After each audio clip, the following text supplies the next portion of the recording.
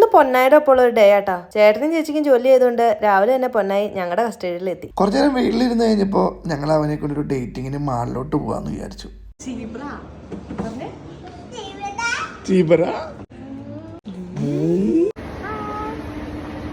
മാളിന്റെ അകത്ത് പിള്ളേർക്ക് വേണ്ടിയുള്ള ഒരു ഗെയിമിംഗ് സെക്ഷൻ ഉണ്ട് കേട്ടാ. അങ്ങനെയാണ് ഞങ്ങൾ ആദ്യം പോയത്. അവിടെ ചെന്നപ്പോഴേക്കും അവൻ ഭയങ്കര ഹാപ്പി ആയിരുന്നേ.